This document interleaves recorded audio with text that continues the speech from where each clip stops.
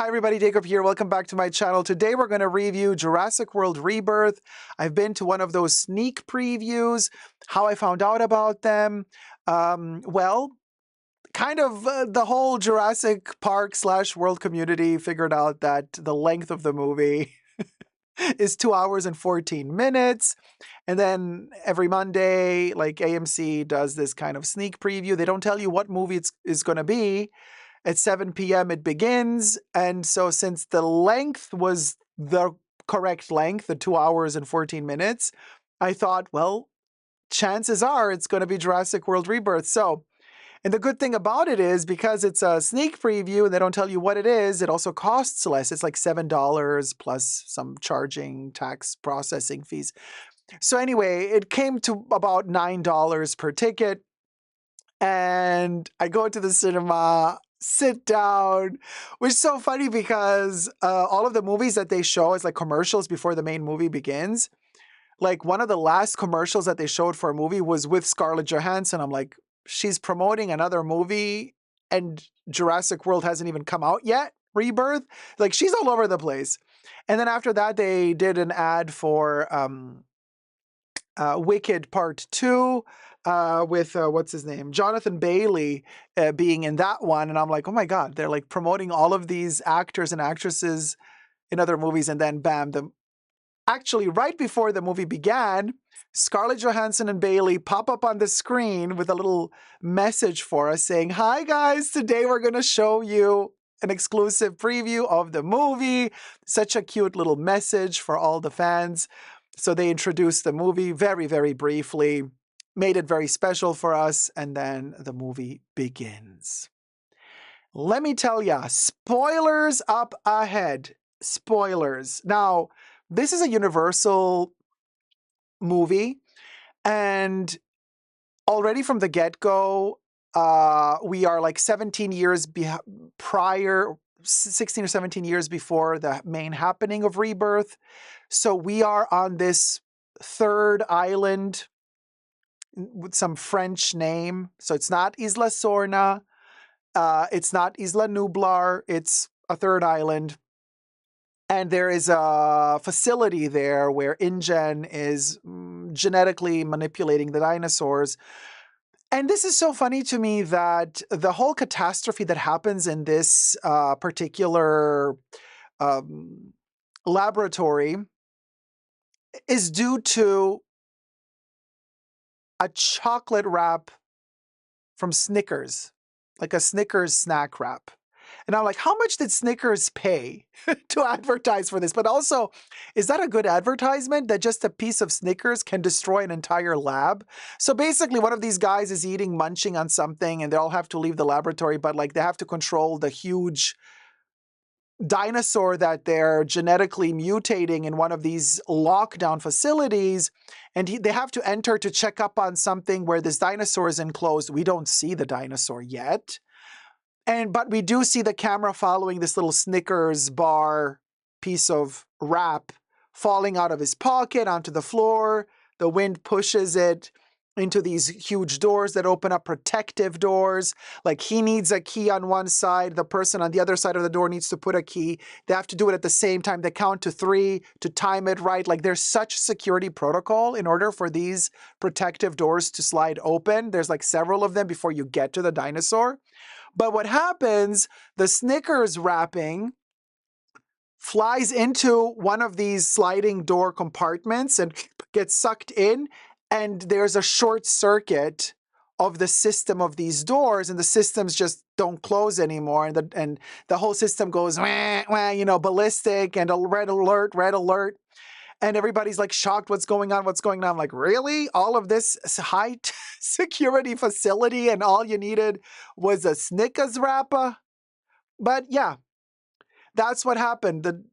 The whole cage of this huge dinosaur malfunctions, and one of the scientists gets locked in. The other scientists run away, and he's like begging them to open the door for him. And the other scientists just take the key out and they just like move backwards. They're like, sorry, dude, you're on your own because this monstrosity of a dinosaur, we're not going to risk it because it's a ginormous mutated beast that grabs this guy, like the claw, paw, foot, leg, arm, whatever it is, of this mutated creature is so big that the human looks like a Barbie doll, you know? When he grabbed the human and it ate the human. Now, everything I say in this video is for entertainment purposes only, not rooted in truths or facts. Everything's a legend, just my opinion. And thank you so much for subscribing. Subscribe, thumb up the video. It helps the channel out so much. So, while we're getting to now 17 years later, let me open up, hashtag not sponsored, but here is Dr. Pepper with the Jurassic World decor. They've issued 11 different cans, and I'm going to take a sippy with you guys. And they've just introduced, well, they say it's new. I don't know if I've seen it in the past. Blackberry Dr. Pepper, 0 sugar. Mine is right out of the fridge. You see, it's all sweaty because it's super ice cold.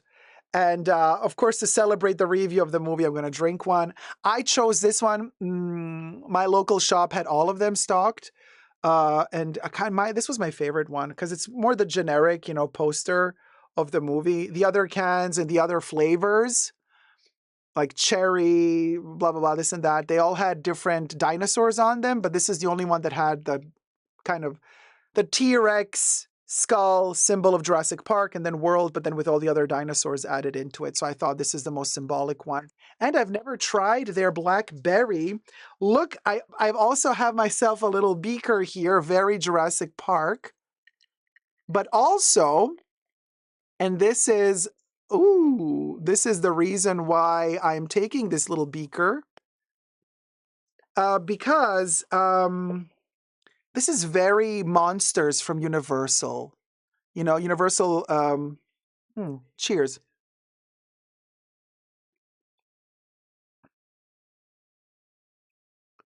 Good. Not a fan of their strawberry and cream Dr. Pepper, but the black currant, really good. Oh, blackberry. Hold on. Remember when blackberries were a thing? Okay. So, Universal Monsters, since Universal is doing the Jurassic movie, they also did the Monsters. After this drama happens with this, what we find out to be the Distortus Rex. So it's not a T-Rex, it's a mutated mistake. It's a distorted version of a T-Rex. We're going to get to how that looks like in detail later on in this review. But after that drama, this is really good. I got the 0 sugar version. It goes into the logo. We zoom out of the scene into the logo of the T-Rex with the circle, except guess what? It's not what we were shown in the posters. Let me actually blend in a poster here. It's not what we were shown in the posters, like this little metallic thing with the gold. No. It is horror. Like the entire screen just like zooms out and you get the entire logo, this logo, but with blood red in the background. Where here you have this kind of metallic blue, it's red. And you hear music very reminiscent of the 30s Universal Monsters themes, like for Dracula, the Monster of Frankenstein, man, The Mummy. It was amazing. And I'm like, oh, this is a old school horror movie from Universal. Interesting take on Jurassic Park / World franchise. I'm like, oh, they're going dark. And then we cut to modern day times where they briefly explain to us, since the last happenings of Jurassic World like Dominion, the dinosaurs are roaming all over the world, but the temperature isn't right for them, the oxygen isn't right for them. They're basically dying out everywhere except in the equator region of planet Earth, where the oxygen is kind of more rich for them, the temperature is better for them, the food is better for them. So that's like kind of the only territory where they're surviving, and all the other dinosaurs are kind of dying out in the rest of the world. And so, long story short, we meet our first 2 major characters, Scarlett Johansson, and I was thinking to myself, yeah, okay, Miss Marvel, I don't want to, whatever. But you cannot not like her. And for the love of me, I don't know what it is, she's so clever, but she is so magnetic. You love her. There's not a single movie in which you don't love Scarlett Johansson. And even here, I don't know if she got some special contract with them to make sure that her character is lovable. She's basically a mercenary in this movie. She's paid by a multi-billion-dollar pharmaceutical corporation to help them get blood samples from dinosaurs on this third island that has been abandoned. But like, you don't love mercenaries in movies. Sure, you know, the plot line, the storyline can evolve in a psychological way that you kind of side with the mercenary or with the professional who's hired to kill. We all remember Luc Besson's The Professional, right? Was it Natalie Portman's first movie? It was in the 90s. We all loved Leon, the professional, in that movie, even though he was the killer who loved to drink milk and loved his plants. So, but no, she's different. Zora Bennett is her character's name in the movie, and she basically is negotiating with this pharmaceutical guy, which we are immediately shown like he's the bad guy. Don't trust him. He works for a pharmaceutical company, and she negotiates a huge amount of money. He's like, look, I'm going to give you a 10 with like $1 million. She's like, wait, how many zeros? He's like, 6 zeros. She's like, are the 6 zeros after the 10? He's like, yes, they are. She's like, oh, $10 million to do the job. Okay. So what's the job? He wants her to travel with him to this last island that's left with these dinosaurs in the equator region of planet Earth, where this island with the facility was abandoned and the dinosaurs are just roaming free. There are 3 species of dinosaurs that he needs the blood of in order to work on a medication to help with curing some heart disease. I'm no doctor. I don't know what heart disease. Long story short, he says, look, some of the biggest dinosaurs in existence have huge hearts. And because of the size of their hearts, they can process stuff better and they live up to over 100 years. And we want to use that knowledge of that particular blood from them connected to their hearts to utilize in medicine to help human beings later on live a longer life, blah, blah, blah. And he says to her, look, the 3 dinosaurs we need the blood from is the water, the biggest water dinosaur that we know with a big heart, not a loving heart, but just a size-wise big heart, is the Mosasaurus. Here's the Mosasaurus. They gotta get a blood sample of the Mosasaurus. She asks, well, why can't you get either her or the other doctor, Dr. Loomis, which we're going to get to in a minute. Is it Dr. Loomis? Yes, Dr. Henry Loomis. I wonder if they called him Loomis to reference Dr. Loomis. I think they did that as a reference to John Carpenter's Halloween and Dr. Loomis hunting Michael Myers.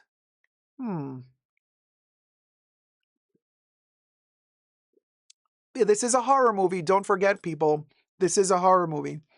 So, and he wears glasses, very similar to Dr. Loomis from Halloween as well.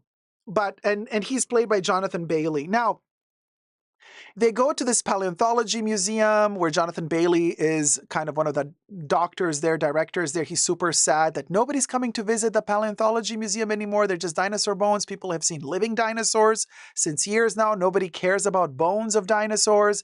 Plus now the last living dinosaurs outside of the equator are either being transported back to the equator or are dying. We see a Brontosaurus or Brachiosaurus or one of those huge ones in the center of town, stranded, kind of laying down and either dying or being taken out. It's such a weird abstraction of a scene while Zora Bennett is in a car with the evil dude from the pharmaceutical company played by Rupert Friend.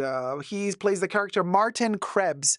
So Zora Bennett is with Martin Krebs in a car debating about, he's trying to convince her to travel with him to this island to get the blood samples while they're driving past this ginormous dinosaur in the middle of town.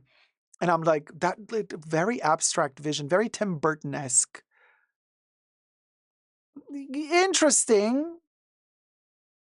I guess cute to see for kids, but unnecessary in a way for the plot line. But whatever, sure, why not? Anyway, they end up in this museum, and there they meet Dr. Loomis. And they try to convince him to come as well because of his knowledge of these dinosaurs and blah, blah, blah. In that moment, they start talking about, well, they try to convince him to come as well. And they say, look, we need the Mesosaurus blood from water, and then we need a dinosaur from land. The biggest one that we know of that is still alive is the Titanosaurus, which is ginormous, a herbivore. This little fella here is a carnivore. And then the third blood sample is from the biggest dinosaur that flies. So we have water, earth, and air. And air would be the Quetzalcoatlus, pronounced slightly differently in different languages. And that is a ginormous bird, a real nasty killing machine, and which, as we're going to see later on in the movie, and they have to get a blood sample or a DNA sample from that animal as well. I'm not so sure if Zora Bennett or Loomis then ask Martin Krebs from the pharmaceutical company, hey, why don't you just like get their DNA like from their meat, like if it's dead? And then I think Loomis or Krebs explains, no, we cannot do that. They have to be alive because these, whatever we need from their blood dies off and is no longer active if the animal is dead. It has to be taken from the animal while it's alive. So she's like, so what do we got to do? Hunt them and not kill them? He's like, no, you have to extract their blood while they are alive, which sets the whole premise for this adventure. Like, we're going to go on a hunting spree while keeping the dinosaurs alive. And so here, all of these posters are credit to Universal Pictures, by the way. We're going to see quite a few of these images. Now we cut to a family that is on a boat, like sailing across the oceans. That's kind of, they do that with their father. It's two daughters and the boyfriend of the older daughter, like a teenage daughter with a teenage boyfriend. And then the father also has a teeny tiny daughter. Seems like he's divorced from his wife or they're not together anymore, but he took the kids on this journey. It's summer vacation. They have this gorgeous boat that they're sailing. Seems like the daughter's boyfriend is lazy. He doesn't want to help out, really taking turns navigating the boat because the father is really tired. He took like his full turn. He needs to sleep. But the boyfriend is still tired. He's like, oh, I'm just going to sleep some more. Can you like take over? And the dad is super annoyed at how lazy he is. So we have this like family dynamic trouble. Like the dad doesn't like his daughter's boyfriend.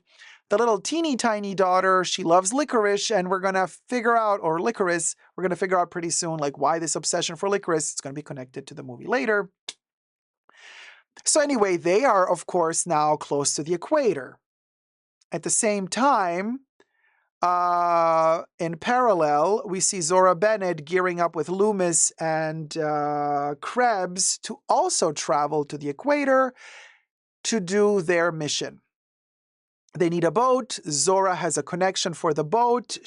Her friend, played by Mahershala Ali, Duncan Kincaid, has a boat.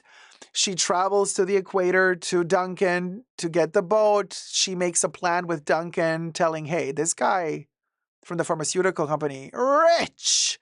So 10 million ain't gonna cut it. Let's play a game like you're gonna say like, hey, it's not enough. 10 million for my boat. We need more. We need double. So they play Krebs. Krebs agrees to 20 million. Then there's a whole game of another helper from Duncan Kincaid comes in, played by Ed Skrein or Skrine. His character's name is Atwater. He's like, he comes in and says, oh, I can't risk my weaponry, blah, blah, blah. We're going to need more. And then Scarlett Johansson's character says to him, no, we already did that shtick. Like, we already got the double out of him. You don't have to do it. And then he says, oh, we got double? Okay, great. No, all good. Let's go, guys. So we have this gorgeous new boat. Not really new, but it's a boat. Here we have a reference to Jaws. Direct reference to Jaws. Steven Spielberg is the executive producer of this movie. He approved the script, so it's not like they were stealing anything from Steven Spielberg that he didn't know that they were stealing, or homaging. Let's do a delicate thing here. I gotta say, I loved the water sequences because it really felt like we were in the 70s again with modern technology. By the way, the movie is shot with analog film. It's not shot in digital, it's shot in film. So, and yeah, it is a perfect homage to Jaws because Jaws is celebrating this year its 50th anniversary. So it's a cute little homage to Jaws. So they embark on this boat, which is structured to withstand almost anything, right? But now in parallel, we have this family, and so the father is Manuel Garcia Rulfo. He plays the character Ruben Delgado. His small daughter is Audrina Miranda, playing the character Isabela Delgado. And then we have Luna Blaze playing the character of Teresa Delgado. And her boyfriend is played by David Iacono. His character's name is Xavier or Javier Dobbs. Now, so this family is on their little boat, and well, they came a little bit too close to this island by accident or not. And the older daughter, sees two weird yellowish sails in the distance, and she looks at them. She says, "What is that?" And they say, "Oh, they look like sails." And we, fans of Jurassic Park, know immediately, "Oh my God, it's the Spinosaur! We're going to see a Spinosaur attack." Ah! Well, no. We don't see a Spinosaur attack because the Spinosaurs are in the distance. They don't attack. But we have a Jaws attack. Except it's not Jaws the shark. It's Jaws the Spinosaur. And boy, oh boy, is it creepy and scary. The fear. I have never witnessed the Mesosaurus or the Mesosaur so frightening in the Jurassic World franchise as in this movie. It's menacing. You know, in the first Jurassic World, which would be the Jurassic Park 4, when it jumps out of that pool and, you know, bites the shark and eats the shark, that was also a reference to Jaws, by the way. Like the Mesosaurus is stronger than Jaws and eats the shark. It had this whole character of entertainment, and the people were sitting in that kind of rounded stadium to see the Mesosaurus eat. This is different. This one is now free in the wild. And it doesn't just jump to get its snack. This thing is hunting. But it is also asserting dominance and protecting its territory. So this whole boat apparently looked like an animal to the Mesosaurus. So the Mesosaurus just wanted to defeat it. The Mesosaurus wasn't really sure if there was food on this boat with this family. So basically, long story short, it flips the boat. All of them fall out of the boat. We're all panicking. You have these terrifying shots of the camera shooting like from down up. You see the bottom of the boat, then shooting from inside of the water. Then you see just the ginormous shadow of this beast in the depths of the water, you know, just like appearing as a dark shadow and then disappearing. Ugh. I loved every minute of it. I'm like, oh my God, this is so amazing. And it is terrifying. And then as they fall in the water, they're like splashing with their feet, and you're just like, no, pull them up, pull them up. So, oh my God, all of the kids are safe. The father is safe. They're on top of the boat, which is now flipped upside down. And they're calling for help. And guess who kind of reaches their signal for help? It's Scarlett Johansson's character on Kincaid's ginormous boat. They're hunting Jaws, the Mesosaurus, with it. And here's where we start to realize that Zora Bennett, yeah, she's a mercenary, but she has a heart. She's kind. And also all of her team is kind, except for the pharmaceutical dude. Of course, he's a douchebag. What else would he be? And so he says, no, let's not follow this distress signal. Like, let's first get the sample that we need of the Mesosaurus. They're tracking the Mesosaurus because when InGen declared bankruptcy, chapter 11, he said his company bought their assets away from them. They bought their bankruptcy from them. With buying all of the bankruptcy from InGen, he also bought and obtained all of the rights to all of the tracking signals in these animals, because this Mesosaurus was created in a lab and it does have a tracking little device in it. He has now the technology to track it. So he's tracking the Mesosaurus in Kincaid's boat. And he's like, no, we're so close to the Mesosaurus. I want to go to the Mesosaurus. And Zora's like, there's people here who might be dying. We need to help them first. And then we'll turn around and get your Mesosaurus. We can track the frickin' beast. Come on. He's like, no, I'm against it. But then Kincaid jumps in and he says, it's my boat and we're going to go save these folk first. So that's what they do. They go to save the folk. They save them. Now all of this Delgado family plus boyfriend are on the Kincaid boat. And they think that they're going to be saved. They don't know yet that this boat is a boat of mercenaries. But they find out pretty soon, because they realize from the conversations that are happening on the boat that the boat is now tracking the Mesosaurus. The family tells them, hold on, we just survived an attack from this beast. You don't want to go looking for it. And they're like, don't worry, we good, we got this. Did they ever get this? Well, we have this gorgeous scene in the middle of the ocean, shot probably the studio backlot at Universal. And let's just say the sails reappear. Except in most of the previews and trailers we've seen in most countries, we thought there were 3 Spinos. Well, think again. There are 5. 5 Spinosaurs, and coincidentally, also hashtag not sponsored.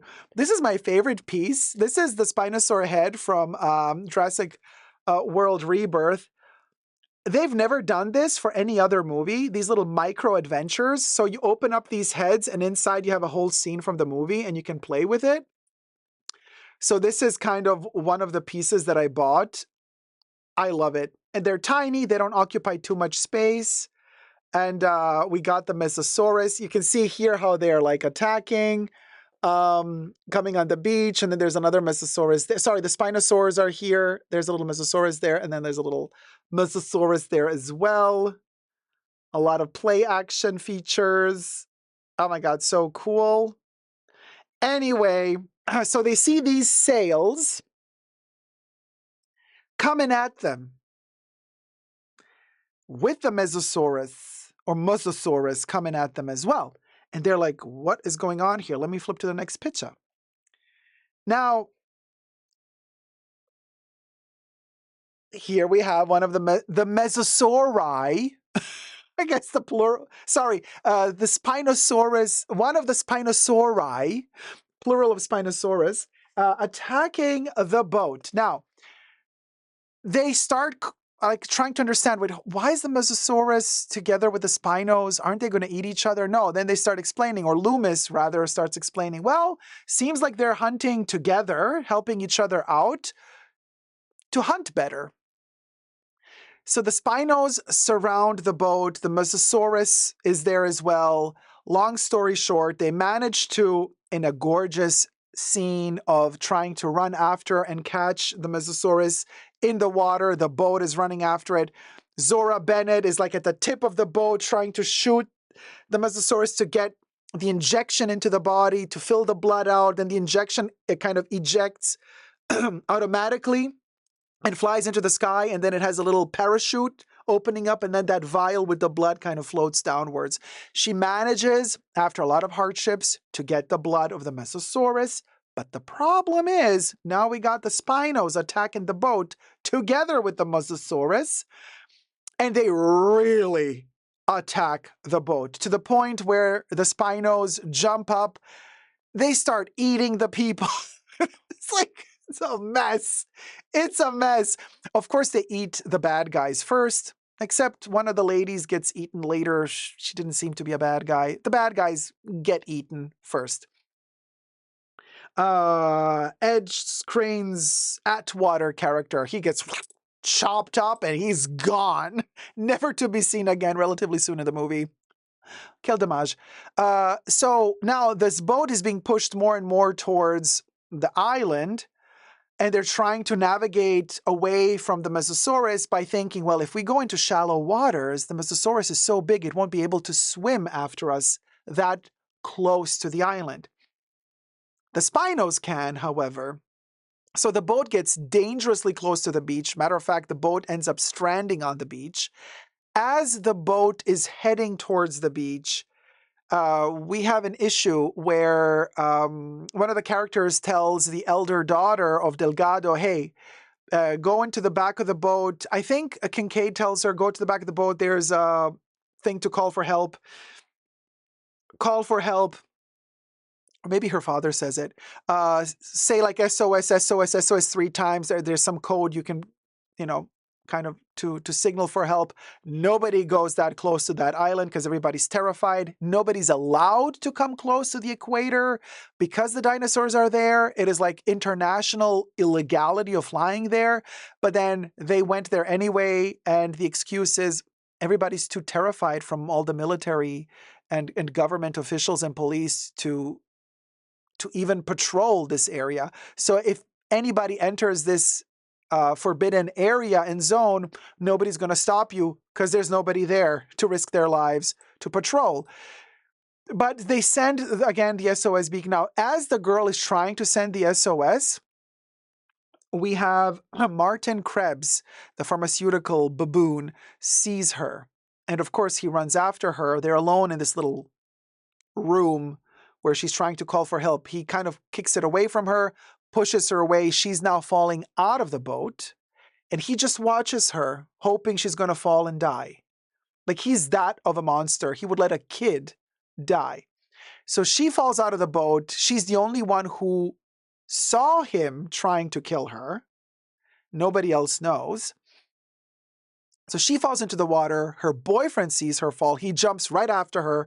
Then her father sees, and he jumps after her with the little daughter. So now we got the whole Delgado family plus boyfriend in the water while the boat is moving away with all the mercenaries and Krebs on it. So the boat now hits the beach and strands on the beach. The boat literally goes onto the beach and lands on a rock. The boat is busted.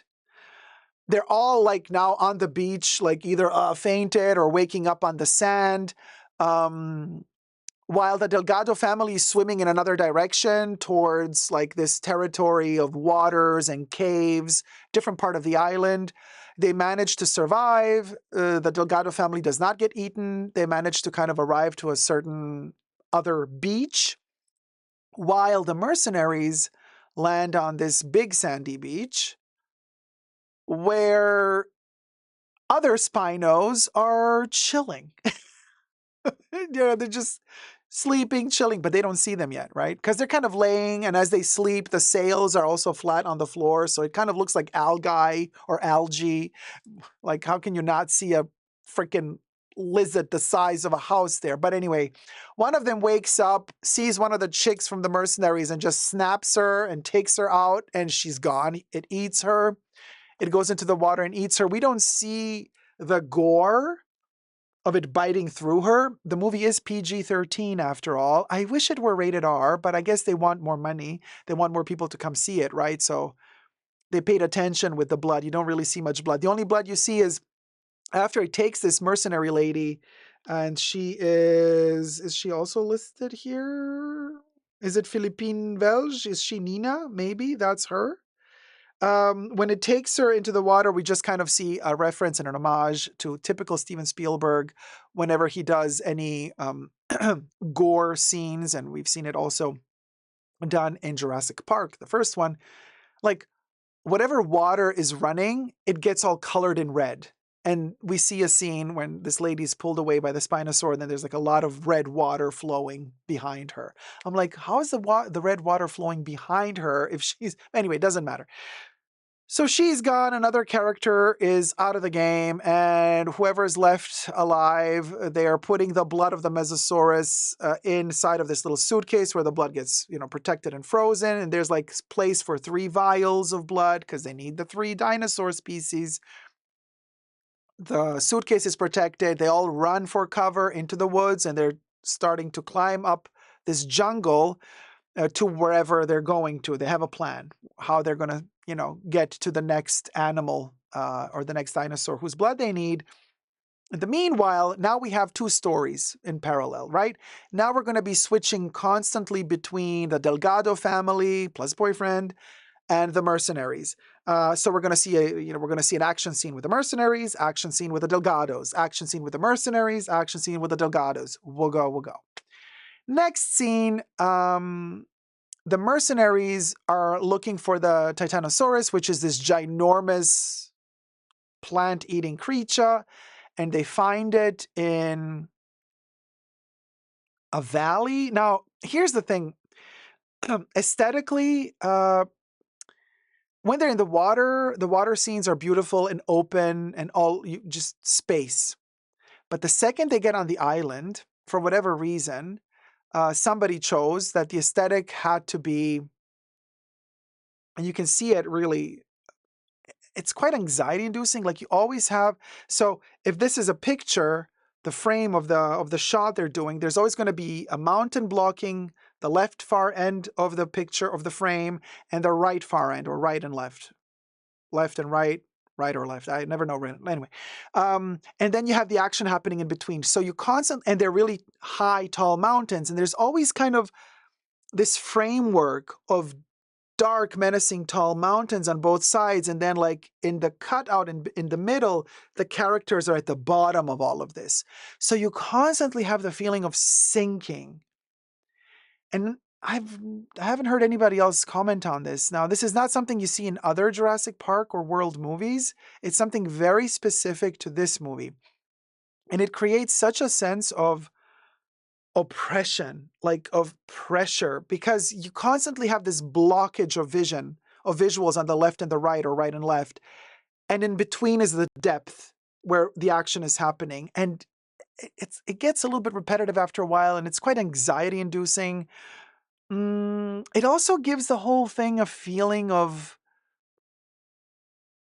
like a haunting, eerie memory of Jurassic Park in a weird way, because Jurassic Park, as scary as the movie was, it was elevated. It was always up there, even in the dark scenes when it's raining and the storm is coming on Isla Nublar.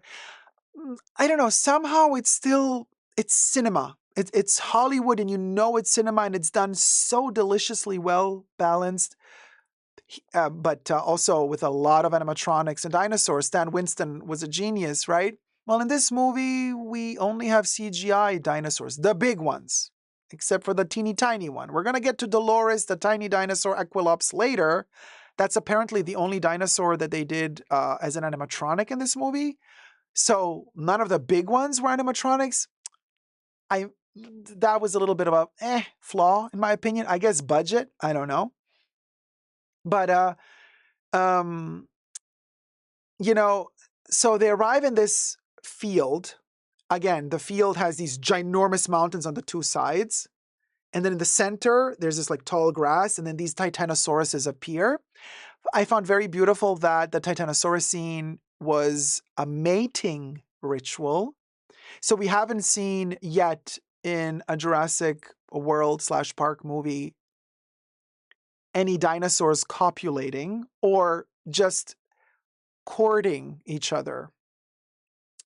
We see literally the biggest dinosaurs that were ever shown on any Jurassic Park World movie, and they are flirting with each other, and how their like skin moves as they're kind of showing, as the males are courting the females. And I mean, this is like a herd of these ginormous dinosaurs. We're talking 20, 30 of them. And yet, like, Our mercenaries didn't choose to extract the blood from one of them that are currently not in the middle of zipping it and zooing it. Instead, they're like, oh, let's take the blood of the two that are just about to zip it and zoo it. Like, leave them alone. Let them finish their business first. No, instead, they prick them, they take the blood out, and the dinosaur goes, ooh. Is that me, or is that a gun in your pocket? Are you happy to see me? What did you prick me with? That was little. So anyway, we'll go. They get the blood from the Titanosaurus, relatively easy. Now they need one more dinosaur, and that would be the Quetzalcoatlus, which, ooh, dangerous. And also lives very high up in the mountains, in some abandoned, I don't know if it was like made by people who were coordinating the park, or if it was some temple made by people living there thousands of years prior. Also very much reference to Indiana Jones, going into this weird temple that looked like some Aztec temple or something. And they start climbing a mountain to try to get to the Quetzalcoatlus nest. In the meantime, our Delgado family decides to follow these metal tubes that are still warm to the touch from InGen. The father says, oh, these are taking us to the village. There must be a village here somewhere. And since the tubes are still functioning, electricity must be still functioning. Let's just follow these tubes to where they take us. They're going to take us to some building of sorts. On their way to do that, certain things happen to them. I think they spend one night first sleeping outdoors. This is where we get to witness the joke, which is the lazy daughter's boyfriend wants to pee in the middle of the night, and he walks away from where the group is sleeping a little bit too far away. I'm like, you're just peeing, dude. You don't need to walk like 30 miles. But okay, he's in the forest trying to pee. Behind him, two velociraptors are sneaking towards him, and they want to eat him. And this is in the middle of the night. And it's so creepy because, again, the way they set up all of these scenes, he's in the center, and then you have these, you don't see mountains in the center, but you have these trees like covering all of the sides of the scene, right? So again, you have this like depth, and he's at the bottom of this depth, and it's very pressing. And you have the velociraptors on both sides sneaking towards him, and they're about to eat him. But right as the velociraptor is about to jump on him, some ginormous winged monstrosity of a creature that we don't see in detail yet attacks the velociraptor, kills it, blood splatters all over him from the back. He is terrified. He has his wiener in his hand, and he stopped peeing, and he's not moving. And behind him, these mutated creatures are taking out the velociraptors in a split second. The blood is all over him in the back, or some liquid. Didn't look very red, looked more white than red to me, but okay. Covers him up, and this creature flies away with the dead velociraptor. I think it killed one, and then it took away the other. And then he's like, oh my God, okay, it's silent again. Then he continues peeing. The whole cinema laughs. And then he goes away from there. Like nothing ever happened. He never turned around. He never looked to see what happened. He was just so happy to be alive. But the joke is, velociraptors are, besides the Tyrannosaurus Rex, kind of the main characters of Jurassic Park, and then also of Jurassic World. So they are very present, whether they are velociraptors, atrociraptors, the Indoraptor, the Indominus Rex that is made with velociraptor DNA. You know what I mean? Like, they are a very present dinosaur. Dare I say the most important one in the entire Jurassic Park/World franchise. And that's where the joke is. In this movie, they call it Jurassic World Rebirth. Not only did they not hire any of the older actors from the other franchises. They started with all new actors, a whole new cast of characters, but they also kind of call it Rebirth because, like, that's all you're going to see of the Velociraptors. Like, they were in the scene trying to dominate the scene for 2 seconds and got taken out immediately by this other creature. Again, it's very much that joke from Indiana Jones where Indy is like standing there looking at that other dude who's like with the machetes and the knives doing like, I'm going to attack you, I'm going to attack you, I'm going to attack you. And Indy's just looking at him, and he just pulls his gun and shoots him and it's done. Like, there's no big scene. You know, that's the same thing that happened to these Velociraptors. And that's the joke. It's like the first Jurassic Park movie or world movie where we like, where we get a statement like, enough already with the Velociraptors. Okay, you got to see them in the darkness for 2 seconds, and that's it, baby. We got bigger fish to fry. And it was kind of funny. So anyway, the next day, the Delgado family is going through the raft scene. Everybody talks about it because Michael Crichton's original Jurassic Park movie has that big chapter dedicated to the Tyrannosaurus Rex in the river, with the river raft scene. And it is beautiful. That shot, just to see a T-Rex like cuddle up in its nest, sleeping and snoring on it, belly up, adorable. This T-Rex is chubby. Okay, it's a labubu. This T-Rex is living its best life. Again, deep down, you know, in these valleys surrounded by these ginormous mountains. Oh, you always feel this angst of this pressure. So now they gotta get one of these abandoned InGen rafts that blow up when you pull a cord. You have to blow it up outside of the water. So the daughters kind of swim, the older daughter swims across. The father hurt his leg, he can't really swim. So the daughter swims across this river. We don't see the T-Rex in the beginning. And she comes to the other side. There's something stinky. You know, there's a Parasaurolophus. What's it called? You know, the one with the little thing? Parasaurolop? I can never pronounce the name. Also not my favorite dinosaur. It's a herbivore. So anyway, it's eaten. The carcass of this dinosaur is laying there and it is rotting. It's the T-Rex snack. You know, T-Rex left a little bit for later. Now, a Dilophosaurus is there, also munching on whatever is left over. And the Dilophosaurus sees the girl and walks to, you know, Dilophosaurus is the one that opens up the crest and does and spits the venom. It sees her and it goes, it wants to attack. And then it freezes and goes, oh my God, sorry, and runs away. And she's like, oh, okay. Another little homage to Jurassic Park, but we see the Dilophosaurus for 5 seconds. And again, it's like, we're done with it. Why is it scared? Because the T-Rex is behind her, sleeping. And the Dilophosaurus is like, oh, the hell, I'm not going to deal with it. Girl, no. You know what? You can have her, Mr. T. I'm out of here. Maybe I'll munch on some leftover flesh. So the Dilophosaurus leaves, and she's like schlepping this ginormous thing that's supposed to be self-inflatable.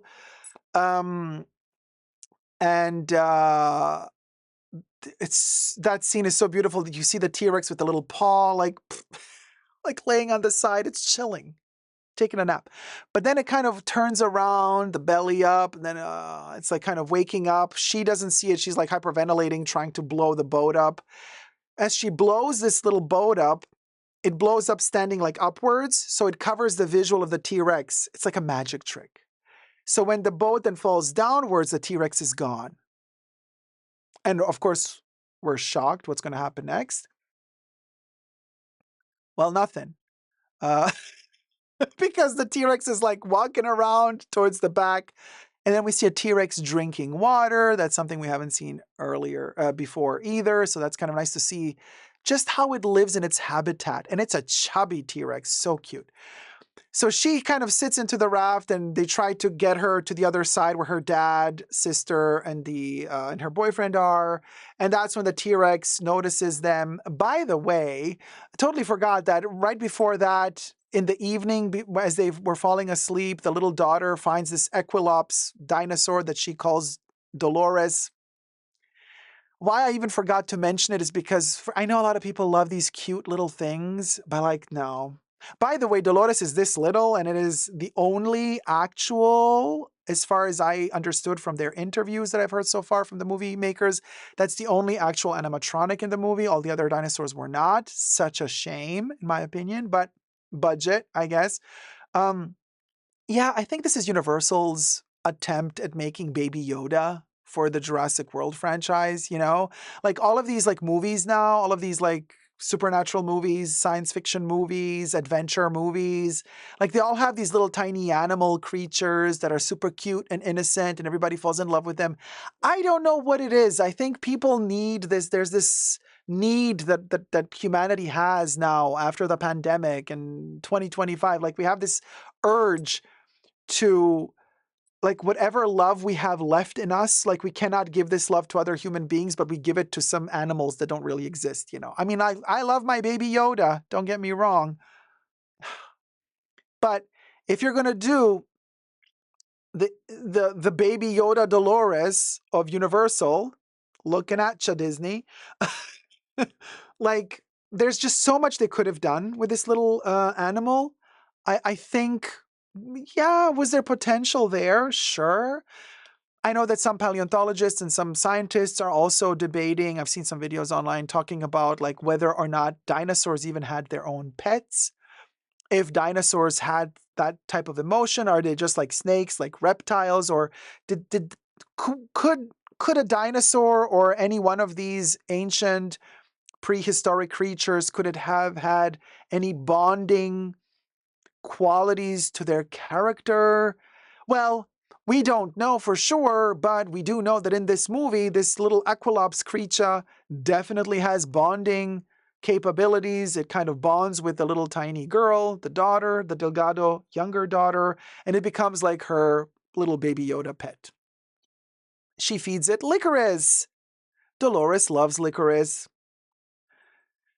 And Dolores usually is a sentinel for them, for the Delgado family. When Dolores like starts like shaking and doing it's weird noises, we know danger is nigh because Dolores kind of senses danger. Dolores also sensed danger for the T-Rex.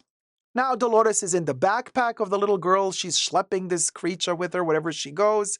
To me, it takes me a little bit out of the whole Jurassic World vibe, to be honest with you. But then again, you know, if you know your digital version of the Jurassic World franchise, you have watched the Netflix TV show Camp Cretaceous, where we have a similar situation with an ankylosaurus. The ankylosaurus, called Bumpy because it has like one horn shorter than the other, bonded with one of the characters from that show because the character was there to imprint on it as it was born by accident. But as the egg hatched, they saw each other and they fell in love with each other. And this ankylosaurus grew up bonding with this character, human character from Camp Cretaceous. So I guess that storyline, the Ankylosaurus is, by the way, like a blue-green color. Baby Yoda, looking at you again. And now we got Dolores the Equilops, following the tradition of all the other dinosaur pets that are man's best friend, I guess. Okay. So, yeah. And so Dolores is with them. They manage to escape the T-Rex. We see these beautiful scenes of the T-Rex swimming underwater. We see that a T-Rex is really good underwater. It can snorkel, and it does its best. Bless its heart. It's a little bit too chubby, and it didn't manage to catch them. They escape from the T-Rex, but it's a beautiful few scenes of it kind of going underwater, above the water, swimming, moving the tail, and really cool to see. Now let me check another picture here. So now we're back to the mercenaries, and we got Scarlett Johansson's character Zora Bennett kind of climbing up this, huge mountain to get to the nest of the Quetzalcoatlus, this lovely little creature. Look at those little leglets. Look at those tiny little leglets. Freddy Krueger. Are there like 4 fingers here and 3 there? Anyway. AI. No, just kidding. So the colors are really beautiful on this creature, and so here Loomis explains to her that they're not going to get the blood of the actual bird, but then because it's impossible, it's like a ginormous thing that flies, and it's how are you going to get it? Like impossible. But what they can do is get the liquid from the eggs from the nest of the Quetzalcoatlus, right? Because then they can get the DNA. So they actually get to the nest, they prick a needle inside of the egg, and they explain how they're going to allow for the embryo to survive this prick with the needle, like they're extra cautious to not kill the embryo. Humans don't kill dinosaurs in this movie except for one scene, which shocked me, and we're going to get to that later. Because I was like, okay, they're not going to kill a single dinosaur. They're protecting everything. Okay, whatever. They don't even have weapons. Okay, they just have these little syringes. They don't even have weapons in the beginning. But as they're going through these mountains, of course, the bad guy stumbles upon a crashed helicopter with a dead pilot hanging out of the helicopter. And here we have a reference to Jurassic Park 3. One of my favorite Jurassic Park movies. I love the Jurassic Park 3 Spinosaur, by the way. I don't care if it's not paleontologically accurate. I still love it. Hey, it's a mutant, just like all of the other dinosaurs. It doesn't have to be fully accurate. But the new Spinosaurs are maybe perchance more accurate to the actual Spinosaurs, but I prefer my Jurassic Park 3 Spino any day, all day, even to the T-Rex, but we digress. Check out my review of the Hammond Collection Spinosaur, by the way. Video is also up on my channel. So yeah, where were we? Okay. So he sees the evil dude, Krebs. He sees that there's a gun in the dead pilot's contraption that he's hanging from the tree. He manages to get the gun. So now we know that Krebs has a gun. He's hiding the gun. He's not telling anybody about the gun. Krebs is also hoping that the Delgado elder daughter died in the water because she knows his secret. The Delgado elder daughter knows that he tried to kill her. But the mercenaries don't know it yet. While in the nest of the Quetzalcoatlus, Dr. Loomis asks Zora, what's her name, Bennett, if she would maybe consider not taking the money that Krebs is offering her, and instead, if she would consider extracting the blood of these 3 animals and donating that blood to humanity, putting it on the free market so that no pharmaceutical company can patent it first, so that everybody can have access to this life-saving, heart-preserving medicine for free or for very cheap, instead of it being accessible only to the few ultra-mega rich that can afford said medicine, that can afford paying the greedy pharmaceutical industry. And this is where I think that Scarlett Johansson was like, I'm going to do this movie, but you got to make my character lovable and motherly. I want mother energy only from this character. And they're like, yeah, okay. Why am I saying this? Because she never comes across as greedy. She lost people in the past. There are brief moments in the movie where the characters do talk with each other without there being action sequences there, where you get to learn a little bit more about their past. You get to learn a little bit more about what they did in the past, who they lost. She did battle a lot of battles. She had friends, lovers that died in said battles. So she is hurt, but she still has a big heart. And in fact, even though she makes jokes about, well, I prefer the money than to saving humanity, they wrote her texts, her lines in a way that she never says it like that. She implies that she wants the money, but she also is always very thoughtful about, well, maybe we should save humanity. She's super kind, super nice, very caring and loving to all the other characters in the movie. Like, you love her. Like, there's not one single thing that Scarlett Johansson's character does in this movie that makes her unlovable. Like, you love her. From the first minute you see her, you're like, oh my God, okay, she oozes positivity and mother energy, and you just love her. Kudos to her. She's amazing. I didn't think she was going to be good in this movie. She is good. You just love her. You just want to, I don't know, you're tanking good energy when you see her on screen. And then she has those big baby eyes. She has that, like baby head, the head that she has, and she looks innocent. I don't know.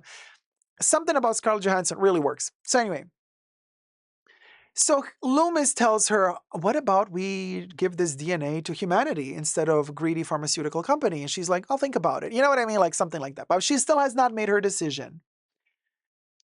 The bird realizes that they're coming for it. They're begging for it. They're dying for it. So now the Quetzalcoatlus attacks them. And I love how they updated the sounds that these dinosaurs make. In Jurassic Park, the dinosaurs were all like very loud and very, not anymore, because new research has been finding out not only the dinosaurs allegedly had chubby cheeks. Yes, there's one scientist that made a video about dinosaurs having had allegedly chubby cheeks. But no, they also figured out the bigger the dinosaur, the less it roared and screamed. But they believe that rather the bigger the dinosaur, the more it made these very guttural, like very deep sounds that are not screams, not echoes, like a whale underwater, but even more like moo. So the Titanosauruses make those noises. They're very strange noises. In a good way, it's something new for the Jurassic franchise. And also, for the Quetzalcoatlus, they did the same thing. It has a very bizarre noise. It makes a very, very bizarre noise. It is cute, but also terrifying at the same time, like a little whistle thing. It's not like a rah, no, it's more like a brrr. It's so bizarre, but it's so creepy. Nightmare material. And the beak, maybe they made actual puppet of it, like just for the head and the beak, because in some of the scenes, the way that this beak is like poking at them and trying to peck them is gross. And here we have another loss, another one of the characters, Bashir Sylvain. His name is Leclerc, a French guy. He basically only speaks French for the most of the movie. He gets eaten by this bird. And he's a big dude, okay? He's not a skinny legend. He is big. This bird swallows him whole, and we see it on screen. I keep saying bird. The Quetzalcoatlus swallows him whole and does like a pelican does. The entire dude goes into its stomach. It is terrifying. Okay, so another mercenary down. And so now we're basically down to Loomis, Bennett, and Krebs. And the Delgado family is still intact. Nobody died yet. Now they're getting closer and closer to each other at this point. They're going to meet in this village, which is abandoned. There's nobody there. Everybody abandoned it or is dead. And when they get to the village, obviously all hell breaks loose, because the elder daughter, the Delgado daughter, when she sees Krebs, she wants to rip his eyeballs out. She's like, you tried to unalive me. And he's like, what are you talking about? She's hysterical. That whole kind of shtick, like, oh, she's a woman. Don't listen to her. She's just hysterical. And Zora Bennett, again, very motherly. She's like, no. What did you do to her? He pulls the gun and says, whatever, doesn't matter. There's a helicopter coming, and the helicopter is going to just circle like for 2 minutes. If it doesn't see anybody, it will leave because it's doing something illegal. So we have to be here, da. However, there's a big scene with the creatures that ate the velociraptors. there's a whole thing that happens in this village, which is the abandoned facility and laboratory where these mutadons were bred together with all these other animals. Let me show you the next picture. That's the mutadon. Okay, we'll go. So, it's a mix of birds and velociraptors, and then it has all of these white stripes, which are very reminiscent of the good old Spinosaur from Jurassic Park 3. So we don't really know what the hell this is. It's a mix of a lot of different animals, including the velociraptor. They do have the legs and the claws. There you go, just like the velociraptor down here, you can see it. All of the posters are credit to Universal. Yeah, this creature is menacing. It's fast. It's terrifying. It, to me, minus the bottom here, doesn't look like a dinosaur at all. Here I have a little bit my reserves about, do we like this or not? It's pushing it a little far. But then again, I think it also kind of makes sense because look, the first Jurassic Park movie was all like perfect in the surface. All the dinosaurs were like the way we thought they looked like back in the day. And then they reinterpreted the way dinosaurs look and they made us all believe they look like that. And then Jurassic Park 2, Lost Worlds, things started shifting. The animals, of course, could also change sex. They were not only female, they also became male. Hermaphrodites. And then in part 3, the Spinosaurus was all mutated. The skin was all weird. Then Jurassic World, we pushed even further this concept of mutation and things started decaying more and more. Dr. Wu would say, I believe you wanted them more terrifying, more monstrous. Well, the Indominus Rex was created, a dinosaur that never existed. And then in Fallen Kingdom, we have the we have the Indoraptor, also monstrosity. And then in Dominion, they use the insects. Let's just forget about Dominion. And now here, we like with every new chapter of Jurassic Park / world, things get more mutated and falling apart and disgusting, right? And we've gotten to the point where we got these monstrosities of creatures, and Loomis also discovers the laboratory where they bred these or constructed them, and he sees kind of a mutadon gone wrong with 2 heads, split up in one of those like machines, just like we've seen in Alien Resurrection. Coincidence that this is Jurassic World Rebirth? But then we have Alien Resurrection. Yes, the Alien Saga with Sigourney Weaver. Same situation. I mean, we've seen this already in Jurassic Park 3 when they discover the lab on Isla Sorna and we see all of those kind of DNA experiments that they did with the dinosaurs. And we have those little tiny embryos of dinosaurs in these like glass contraptions and they're being all mutated and tested with. But now we've taken it a step further. Now we see real monstrosities in these glass containers with like 2 heads, morphed, everything gone wrong, all of these genetic mutations and cloning and tests that they're doing that went terribly wrong.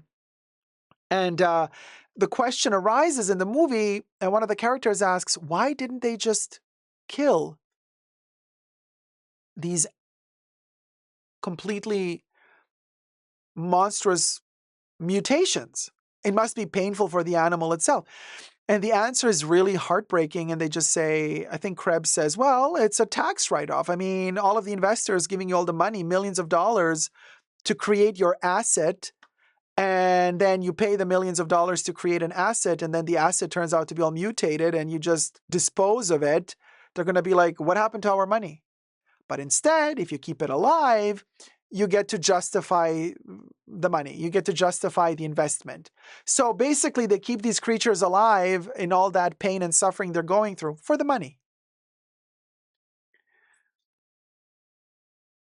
Now, coincidentally, obviously when they were shooting the movie, they didn't know what would be the outcome of anything in 2025.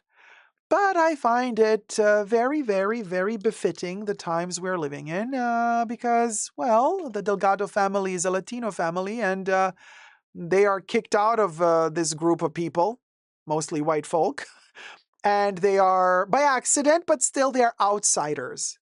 And they have to battle this terrible landscape on their own. This landscape where they're constantly being attacked and they're constantly being excluded and pushed and attacked. And they find a way to survive. And they find a way to live within that very dangerous environment, very hostile environment to them. How interesting that right now this movie comes out. So it is very, very poignant. It's a subtle thing, but it makes the movie just that much more relevant today, I believe. And of course, the mutations are a mutation of the truth. It's like, well, they're lying to you, and they're lying to you so much that you start believing the lies at a certain point. Very on point. Love that about this movie. And it's also very typical of the Universal Monsters movies from the past. We're going to get to Universal Monsters. Well, this being one of them. It looks like a turtle creature with teeth. Anyway, as Loomis is walking through this laboratory with the mutated Mutadon with the two heads, he doesn't see. Just kind of shifting through the back. A ginormous creature. Thankfully, the creature did not see him. That's the Distortus Rex. The Distortus Rex is roaming about. We know it. The audience sees it. So we know the danger is there, but our characters haven't seen it yet, which makes it just that much more terrifying because we know it's there, but they don't know it's there. Very, again, referencing aliens or alien. And yes, the Distortus Rex has a visual connection to the alien and the Rancor from Star Wars. You see the whole homages and everything. Now, we have another homage. The Delgado family is stuck in a supermarket in this village where all of the laboratory people worked and lived. And it's similar to the kitchen scene in Jurassic Park, the first part, where the velociraptors attack the two kids. Now, I don't think that they were trying to top that scene. You cannot top the kitchen scene with the velociraptors in Jurassic Park. You just cannot. Like, that scene is so burned into our brains as a pop cultural phenomenon. Like, you cannot top it. You can gently homage it, making clear that it's a gentle homage, but you're respectfully bowing down and not trying to top Mr. Spielberg. And in fact, that they did. It was a cute little reference to the velociraptors in the kitchen scene by having Mutadons hunting the family in this 7-Eleven. Okay.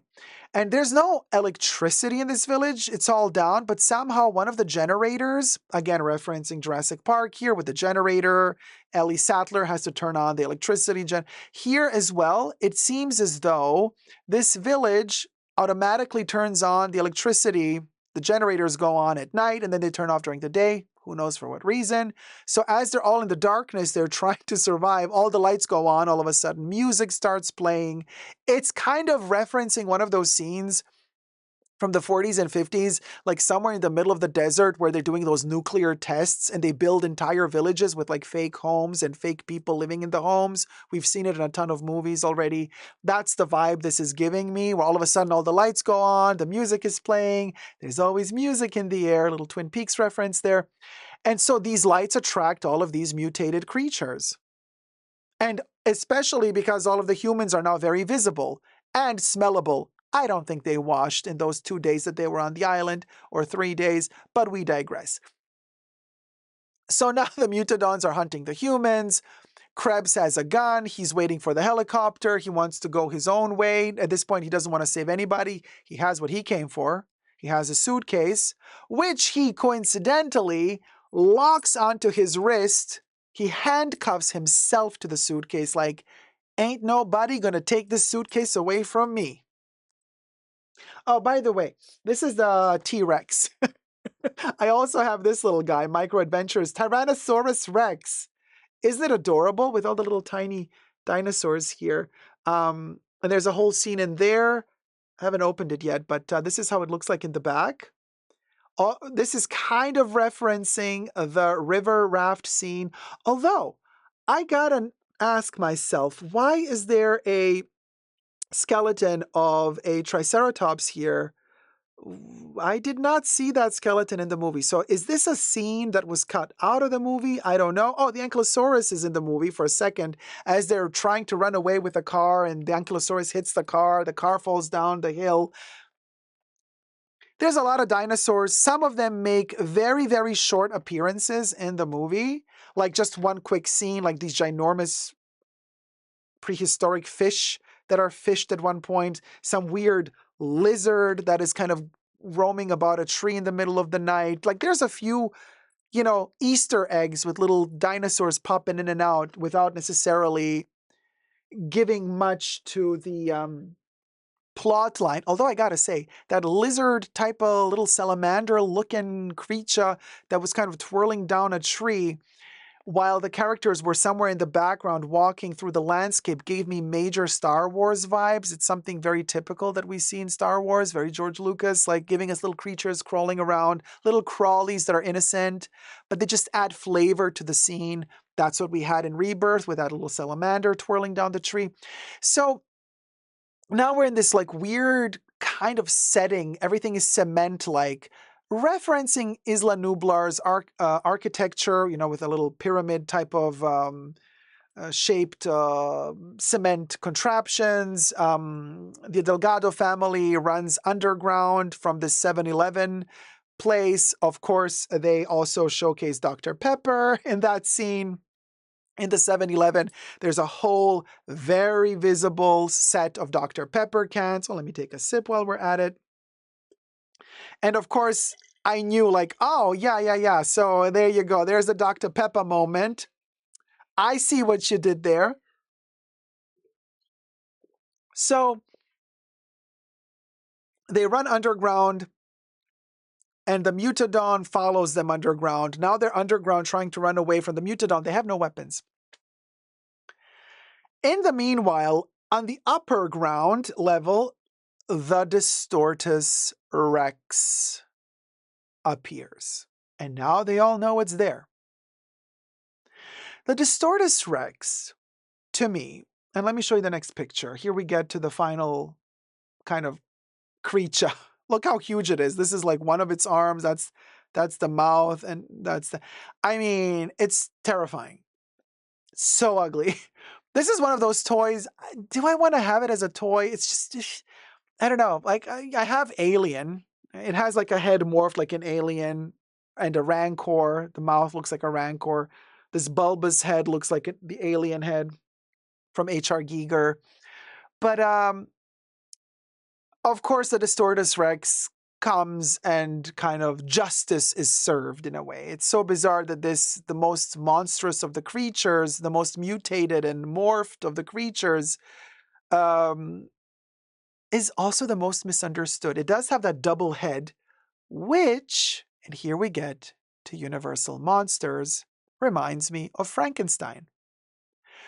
Yes, I see Alien. Yes, I see the Rancor. Yes, I see the Beluga.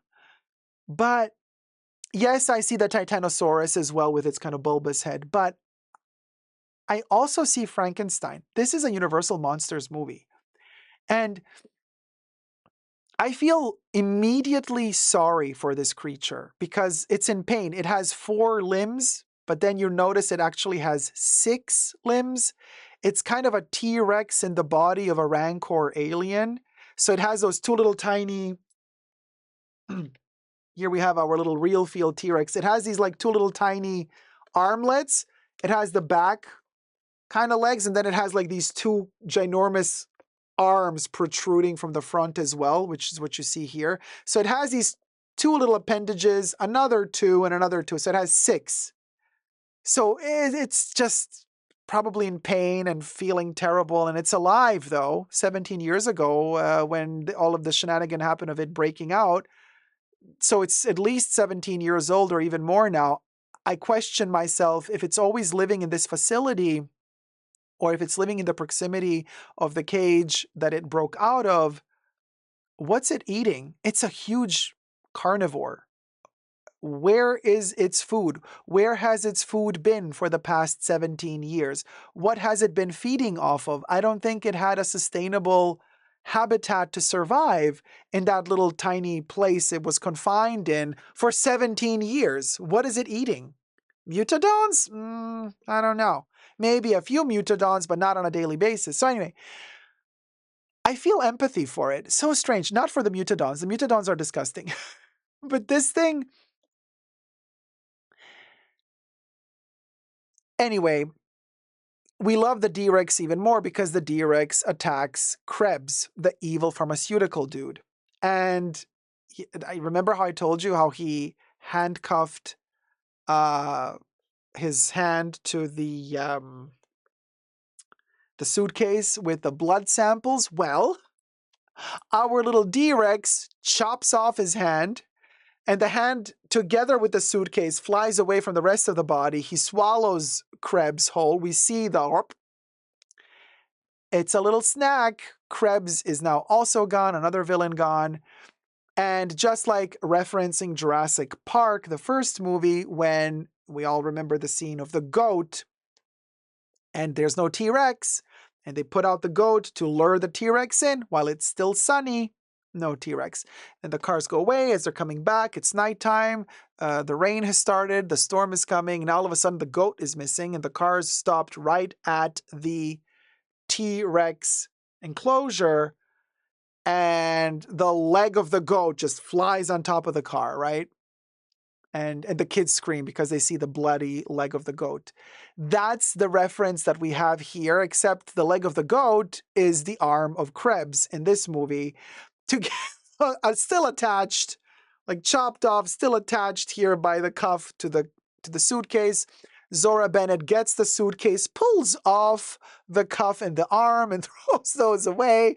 And she's running around with a little suitcase. The helicopter is coming. The helicopter doesn't see any humans, but they manage to signal that they're still there. The helicopter turns around, comes to pick them up. Now the D-Rex at this point is coming for all of them. Before all of this happens, Zora kills one dinosaur, and it's a Mutadon. And that's the only dinosaur we see them kill in the movie. And that Mutadon was following the Delgado family. It would not let them go. It kept following them. It kept following them. It was hunting them. It would not let them go. She, like, literally destroys the Mutadon. And I felt a little bit bad. Like, I get it. That animal, like, how else are you going to get rid of it? The D-Rex could have eaten it. No, they chose to have her kill the Mutadon. And that was the only dinosaur kill we see in the movie, which questionable why they decided to do that. And why did we have to see her do it so vehemently? But anyway, so now we have the D-Rex hunting them. They're going to lose this battle, except Duncan Kincaid, Mahershala Ali's character, says, "I will save you guys. I will sacrifice myself for you." And he goes with the little flame thing away. The D-Rex loves light. Whatever is lit up, it's gonna follow you. Like, oh, cute, sparkly. So it follows him into the water, away from the rest of the crew. The rest of the crew survives. This is the scene where I thought, oh, now they're referencing Frankenstein's monster. Because in Frankenstein, the most famous scene from the original Frankenstein is Frankenstein with a little girl at the river.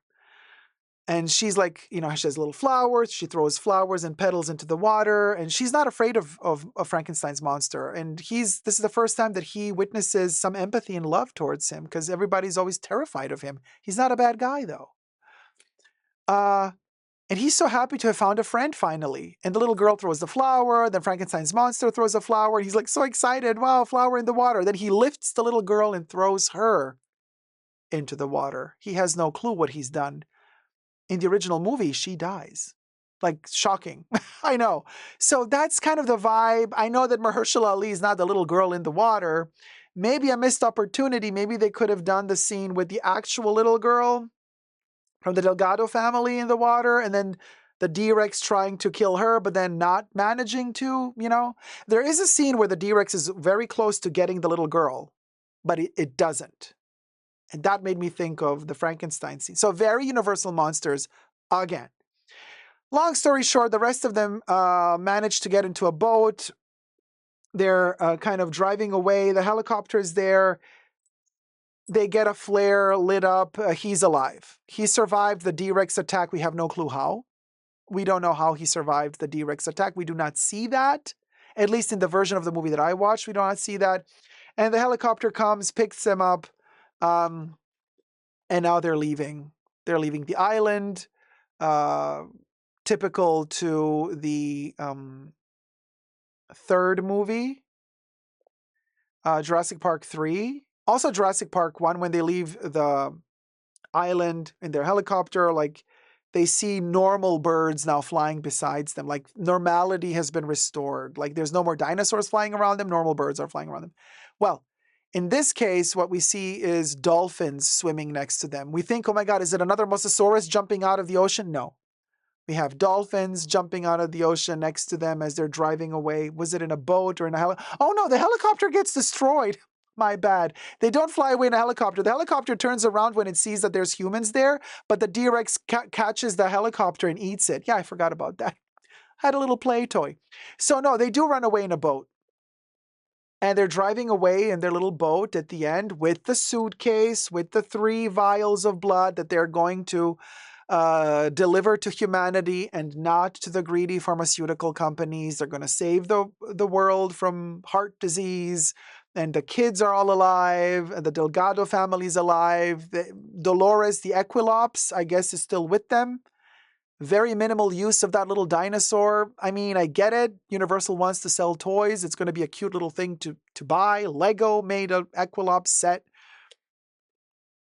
Yeah, it's like the Baby Yoda craze, I think, all over again, except like they didn't use her enough. I've seen the videos of people crying their eyes out when they see Dolores, the Equilops. I'm just like, yeah, no, I don't see it. It's a cute little creature, but like, if they really want to go for it, they should have done way more character building with the animal and the other character. I don't know. And that's the end. Cheers, sweetie. I loved it, and I'm gonna go watch it again. Like I said, I saw the preview of the movie because I knew that there were the secret preview, 2 hours 14 minutes. That's the length of this movie, so duh. But I want to go see it again in 4D with all the like shaking of the chairs and the kind of all the special effects. I wonder if they did a 3D version of this one. If they did a 3D version, I want to go and watch it in 3D as well. IMAX 3D would be great. If they didn't do a 3D version, I would like to see it in IMAX anyway, just to have like a full-blown immersion into this crazy universe. Loved it. It's sobering, relaxing. It takes you away places. Beautifully shot. Finally, we're away. Look at these warm colors. We are away from I was so tired of the shades of blue and the cold colors of Jurassic World, Fallen Kingdom, and Dominion. I don't like that color palette. I mean, I know it was a trend in cinematography back in the day, 2015 and onwards, to color grade everything really cold and blue and digital, soulless. The original Jurassic Park from 1993 was shot on film, not digital, and it was shot Kodak, probably. I don't know, Panavision, this or that, Technicolor. No, I don't think it was Technicolor. No, I don't think. I don't know. But it was warm. The color grading was warm. It made you feel the warmth. It made you feel cocooned and in there, right? Finally, we're back to that color grading. The tones are saturated. They are warm. They're no longer color graded in blue and green. Everything is color graded with a golden hue, a yellow orangey tint. It just makes it feel vibrant, pigmented, alive, like nature taking over. Ah, delicious. And that's why I want to see it again in IMAX, like ginormous, potentially if they did a 3D version in 3D, if not, just as big as I can on a screen and just like dive into the pictures. I want to get so close to that screen that I can see the little tiny dots of color just like popping up everywhere. Yeah. No, it was good. I loved it. I seen a couple of people sitting next to me that were like, after the movie, they're like, no, this was disappointing. I'm like, really? Where have you been? Did we see the same movie? Um, yeah, very primordial, the warm palette. But so for me, it felt like this is the time for a Jurassic World movie to come out. We need this. I need this. I want to watch it over and over again. I loved it. And actually, now that I'm thinking about it, the scene that I missed the most from the movie is definitely the water scene with the Spinosaur uh, pack and the Mosasaurus attacking the boat. Oh, attacking both boats, that Jaws reference. Love that scene.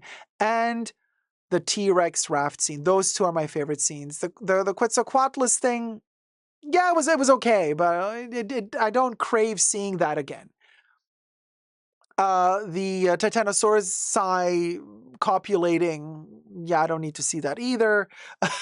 It was cute, but then whatever. But definitely the water scenes are my favorite. Yeah, yeah. And I love the fact that the velociraptors were taken out in 2 seconds. I'm like, oh, thank God. I love the velociraptors from the first three movies. Okay, I really do. From the first three Jurassic Park movies. I really do. But enough already. Like we've had velociraptors in 6 movies. Like it's cool that they're gone. Um, because their memory lives strong and we respect them. All our respect to the gorgeous velociraptors. But it's kind of cool that they made fun of the situation. Like it's been too much. So let's get rid of them in 2 seconds. That was delicious. Chef's kiss. Now, for this creature here, the D-Rex, I would have worked on it a little bit more. I would have designed this creature differently, if I'm perfectly honest. Something that we've never seen before, instead of something that references Alien, Rancor. But the D-Rex is growing on me. It is. The more time passes, the more it goes away.